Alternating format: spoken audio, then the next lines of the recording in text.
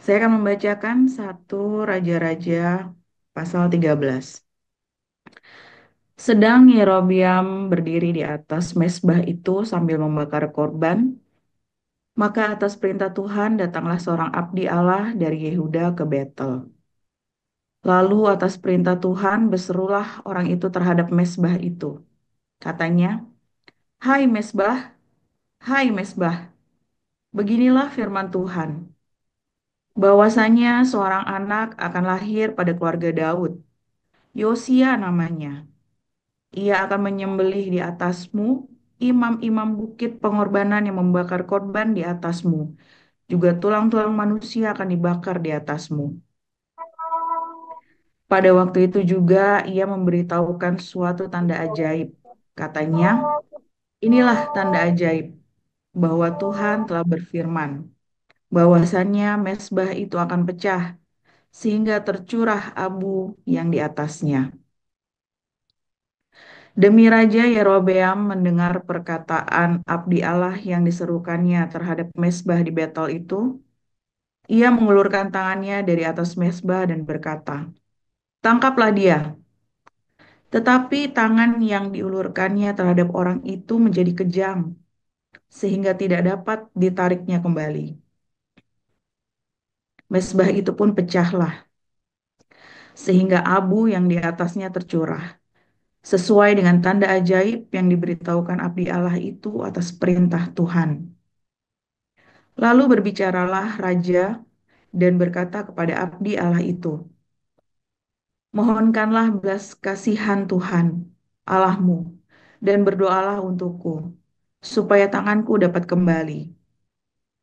Dan abdi Allah itu memohonkan belas kasihan Tuhan. Maka tangan raja itu dapat kembali dan menjadi seperti semula. Kemudian berbicaralah raja kepada abdi Allah itu, "Marilah bersama-sama dengan aku ke rumah, segarkan badanmu. Sesudah itu aku hendak memberikan suatu hadiah kepadamu." Tetapi abdi Allah itu berkata kepada raja, "Sekalipun setengah dari istanamu kau berikan kepadaku, aku tidak mau singgah kepadamu. Juga aku tidak mau makan roti atau minum air di tempat ini. Sebab beginilah diperintahkan kepadaku atas firman Tuhan. Jangan makan roti atau minum air dan jangan kembali melalui jalan yang telah kau tempuh itu." Lalu pergilah ia melalui jalan lain dan tidak kembali melalui jalan yang telah diambilnya untuk datang ke Betel. Di Betel diam seorang nabi tua. Anak-anaknya datang menceritakan kepadanya segala perbuatan yang dilakukan abdi Allah pada hari itu di Betel. Mereka menceritakan juga kepada ayah mereka perkataan yang dikatakannya kepada raja. Kemudian ayah mereka bertanya, "Dari jalan manakah ia pergi?" Lalu anak-anaknya menunjukkan kepadanya jalan yang diambil abdi Allah yang datang dari Yehuda itu. Ia berkata kepada anak-anaknya, "Pelanai keledai bagiku." Setelah memelanai keledai baginya, lalu ia menunggangnya dan pergi mengikuti abdi Allah itu dan mendapatinya duduk di bawah sebuah pohon besar. Ia bertanya kepadanya, "Engkaukah abdi Allah yang telah datang dari Yehuda?" Jawabnya, "Ya, akulah itu." Katanya kepadanya, "Marilah bersama-sama aku ke rumah untuk makan roti." Tetapi jawabnya, "Aku tidak dapat kembali bersama-sama engkau dan singgah kepadamu. Aku tidak dapat makan roti atau minum air bersama-sama engkau di tempat ini.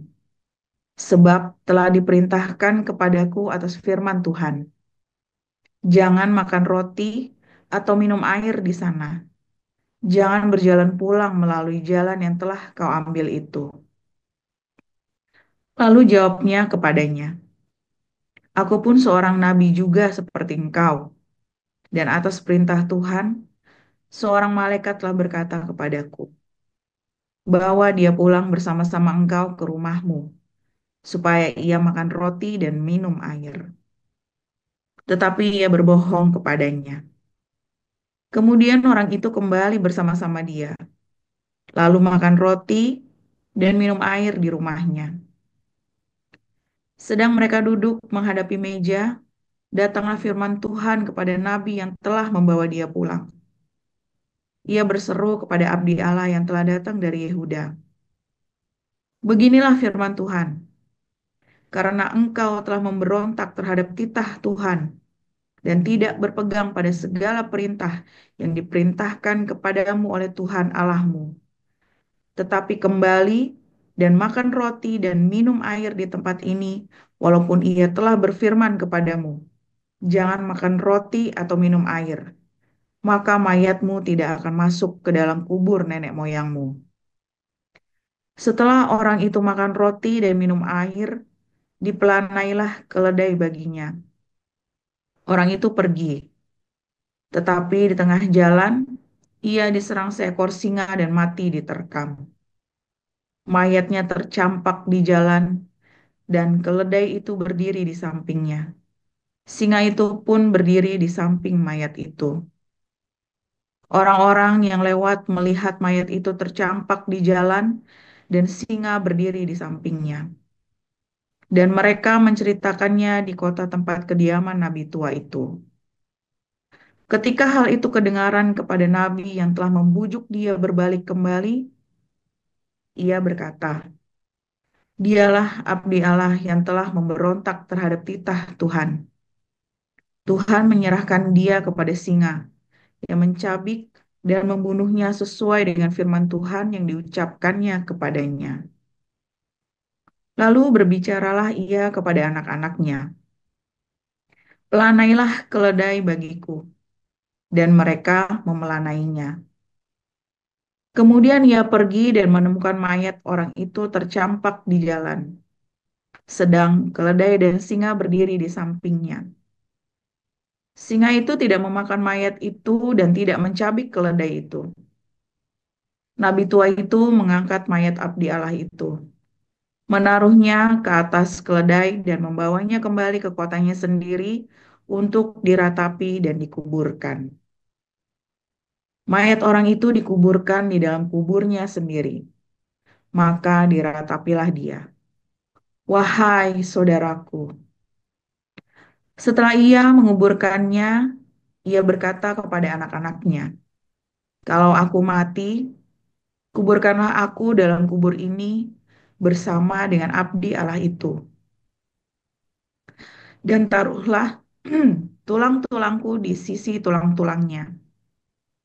Sebab perkataan yang atas perintah Tuhan telah diserukannya terhadap mezbah yang di Betel itu, dan terhadap segala kuil di bukit-bukit pengorbanan yang di kota-kota Samaria akan betul-betul terjadi.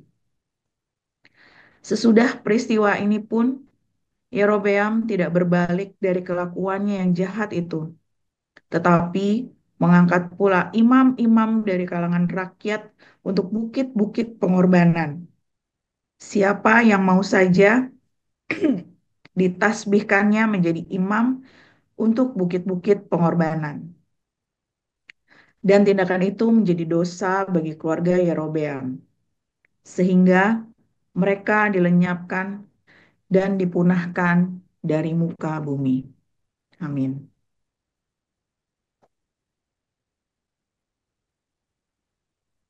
Saya lanjutkan pembacaan firman Tuhan dari 1 Korintus 12 ayat 1 sampai dengan 31.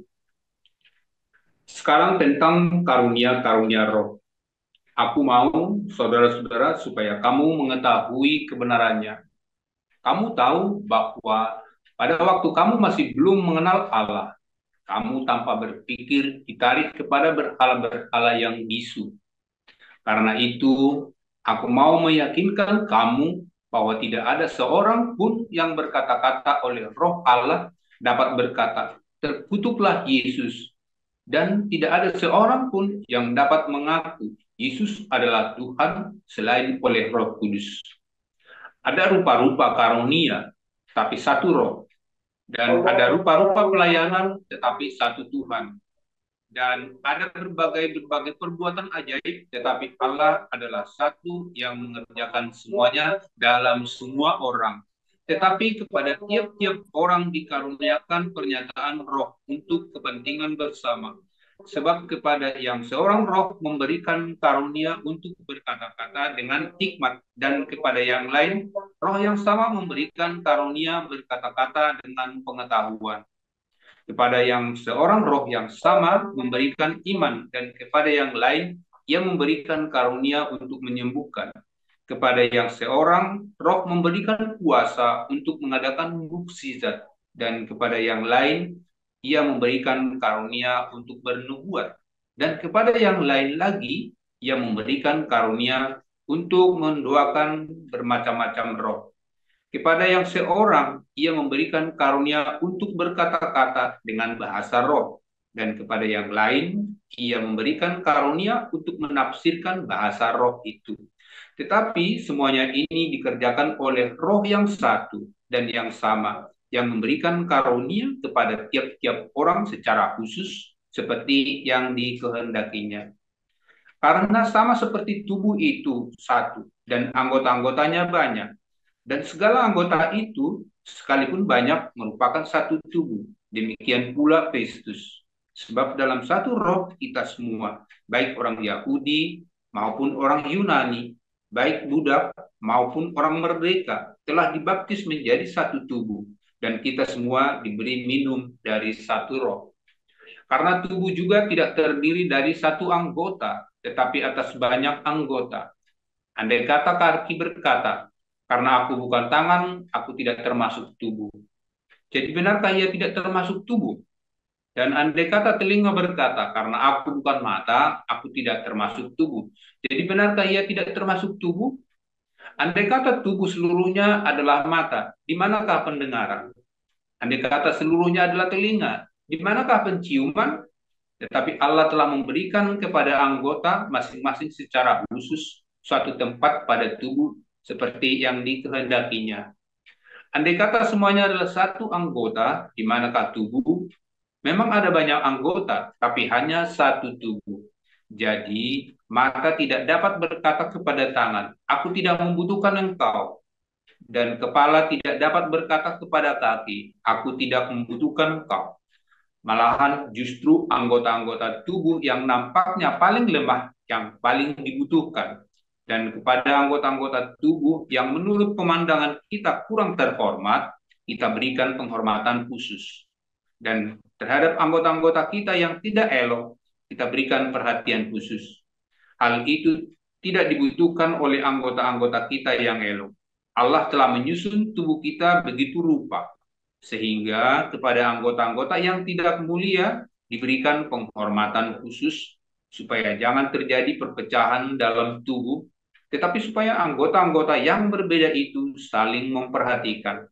Karena itu, jika satu anggota menderita, semua anggota turut menderita. Jika satu anggota dihormati, semua anggota turut bersukacita. Kamu semua adalah tubuh Kristus, dan kamu masing-masing adalah anggotanya.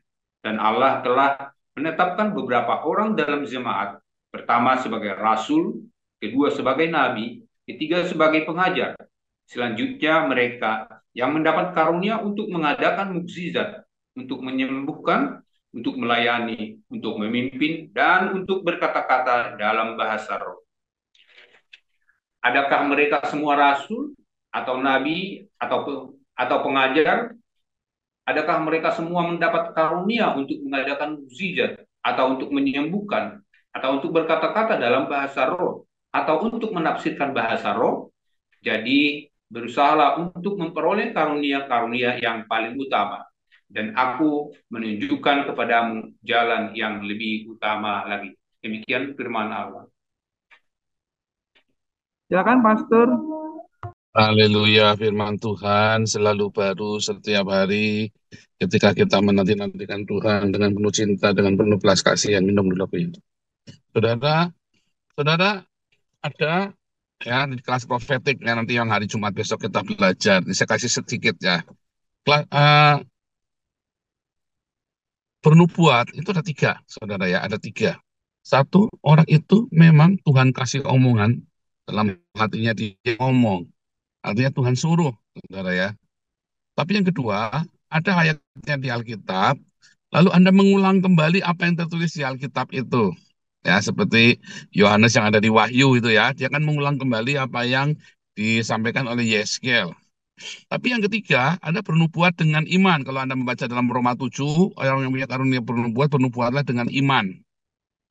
Nah, ada orang-orang ya, dia percaya, dia yakin dengan sesuatu, dia ngucap, saudara. Nah, ucapannya itulah sebuah nubuatan.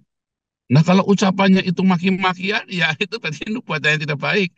Kalau ucapannya itu bagus, ya penuh dengan berkat, ya itu berarti nubuatan yang baik. Nah, makanya, saudara, ketika kita, ya kalau Anda sedang mengatakan sesuatu, ya saudara ya, mulai berhati-hati, jangan mengucapkannya negatif, saudara. Untuk dirimu, untuk keluargamu, jangan mengucapkannya negatif. Karena itu adalah sebuah nubuatan.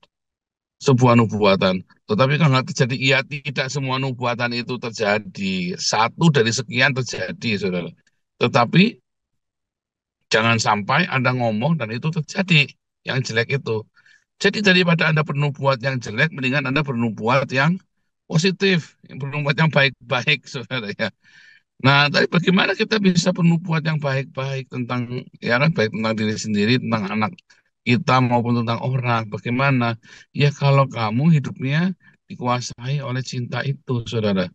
Kamu jangan pernah ada kemarahan sehingga timbul akar pahit di hatimu sehingga kamu ngomong yang tidak baik.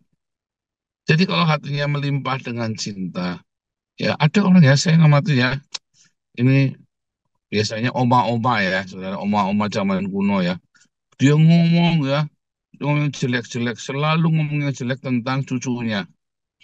Ya, saudara, ya, ngomong yang jelek tentang cucunya. Ngomong yang hal yang mencelakakan, hal yang medeni-medeni, yang menakutkan. Ya, mungkin tidak terjadi yang dia ngomong itu belum tentu terjadi juga, saudara ya. Tetapi paling tidak itu membuat suasana hati jadi nggak baik. Membuat hidup kita moodnya jadi nggak baik. Karena toksik ya. Perkataan yang jelek itu kan walaupun tidak terjadi tapi kan itu toksik, saudara. Ya kan ada orang-orang ya yang suka ngomongnya negatif terus ya. Nah, itu adalah sebuah nubuatan, saudara ya. Perkataan-perkataan negatif itu sebuah nubuatan toksik jadinya. Kalau Anda ketemu orang kayak gitu, ya tinggal, saudara. Nggak usah ditemenin. Kalau Anda ketemu dengan orang yang negatif, itu tinggal. Karena itu racun buat hidupmu. Tidak akan ada untungnya. Nah, kalau suami, Pak, gimana? Lah, itu repotnya, saudara. Nah, kamu dulu pernah ketemu dia gimana, Pak? Ya, bulan promosi ya, Pak. Dapat jeblosan, kejeblak. Ya, itu karepmu, bulan promosi. Kejeblos, ya. Susah ngomong kalau udah begitu, ya. Tetapi ya, kalau orang lempar racun, lempar toksik ke kamu, lempar sampah kotor ke kamu, ya kamu ya bersih-bersih cepet-cepet. Jangan mau terus kamu nikmati sampahnya itu baunya sehari semalam, sebulan setahun bau masih bau kotoran badanmu gara-gara dilempar kotoran atau dilempar racun sama suamimu, sama istrimu, sama tetanggamu atau siapa ya. Makanya kemarin diajarin ya, kemarin itu ya, untuk hari koinonia kan, diajarin kalau ada orang melemparkan itu ya, hawa neraka kepadamu, kamu cepat-cepat tolak, saudara ya, tengking dalam nama Yesus. Nah, nubuatan-nubuatan yang tidak baik ini, perkataan-perkataan yang tidak baik itu ya, itu juga adalah sebuah hawa dari neraka yang kamu harus tolak, saudara. Tolak ya langsung ya dalam nama Yesus, tidak akan terjadi dalam nama Yesus. Tolak, saudara. Nubuatan, makanya tiap pagi saya doakan ya, setiap mau keluar rumah ya, anak-anak saya tolak di dalam nama Yesus perkataan buruk, semua hal buruk, nubuatan buruk, mimpi buruk, semua hal yang buruk saya batalkan dari anak-anak ini. Batalkan dalam nama Yesus. Itu penting, saudara. Itu penting. Ya, karena setiap orang itu bernubuat untuk kesamanya, saudara. Setiap perkataan kita itu ada sebuah nubuatan. Ya, bahkan nama Anda saja sebuah nubuatan ya. Nama Anda itu sebuah nubuatan, ya kan? Nama saya sebuah nubuatan. Jadi nama itu sebuah nubuatan, perkataan itu ada sebuah nubuatan. Tergantung ada orang yang perkataannya nggak ada isinya, ada perkataannya penuh dengan isi.